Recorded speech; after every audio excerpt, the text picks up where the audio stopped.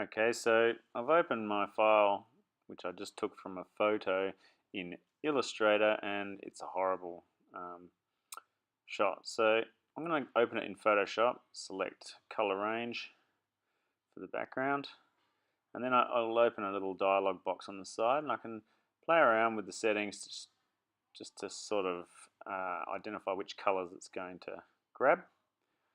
So once I've got something I'm happy with, it'll trace around the outside of that image. Once it's traced around the outside of that image, I want to delete the background like so, so I get this white. Now I've still got the marching ants of selection around it, so I'm going to use them to make the drawing a little darker. As you can see, it's needing a little bit of a tidy up. So select invert, and that will actually make it select the interior of the drawing.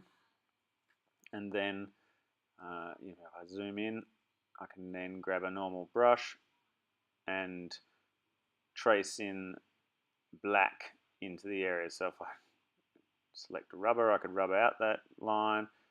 But what I'm going to do is select a nice big brush, and then I just trace in there. It's easier if you make the brush bigger at the beginning rather than having to trace around the whole thing. So I'll make the size nice and large, and then I can just fill in the outside of that shape nicely so that I can get a good outside image. So it looks like it's nice and black, which is what I'm after. Okay, so now if I deselect those marching ants, I can then tidy up my image a bit further. I can zoom in and take away some of the mistakes and yucky bits just with the rubber tool. And that's a really, nice way of doing it. So I zoom in, I want to make these eyes look a bit better, so I can take out a bit of the extra spaces. And then I can change my paintbrush tool like so, and make the eyes a little better. And if I want to add parts to other areas or remove parts from other areas, I can just do that. So this is getting a little bit closer to where I want it. It's just a quick little drawing to kind of give you the idea. And then we save this drawing and place it into Illustrator. So using the file place, I'll put it into Illustrator.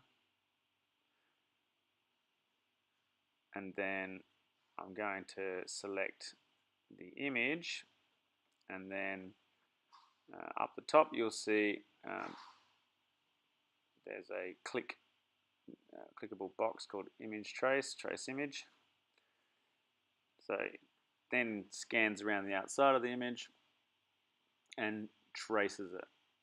Then on the side there's a little dialog box kind of at the top. It's got like little boxes on it. You can select how much you want to how much you want to change the tracing. You can select the threshold, so you get more or less of the tracing of the image. If you wanted it in color, you click on the Advanced tab, and then you can get the image in color or in black and white or in grayscale. If that's what you're wanting, you can get more or less of the image traced in there.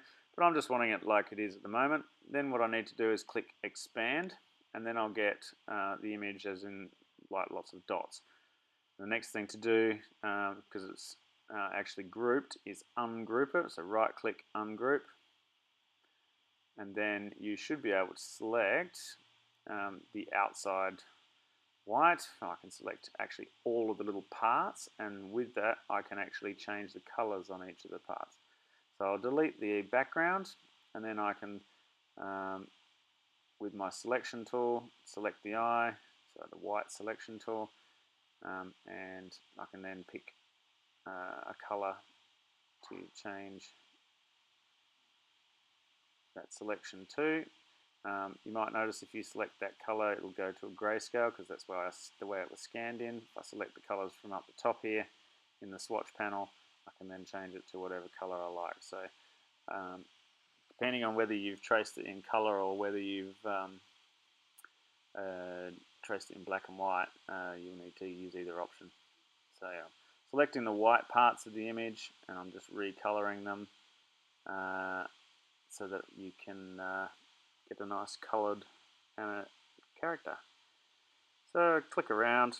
I can also, if I want, change my colors or change them as gradients. So I can select the colors. That's an ugly one, not even better. And then click on the gradient tool on the side, and then I can play around with making different gradients. I'm just filling all these last little bits of color. It's kind of a Technicolor sort of thing. And that's pretty much what you want to do. To change the gradient, I can just click on the gradient part of the on the side panel, and I can select the gradient tool and make my own gradients inside. It starts off as a linear gradient, but you can make it a radial one, or change the colors, or put it any way you like. So here it is as a linear gradient. Default is black and white, so if I want to change colors, I'll need to double click on the color.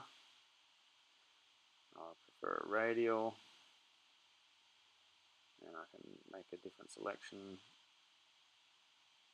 on the side there. Still better if it's a radial. And there you go, there's my little blue bug.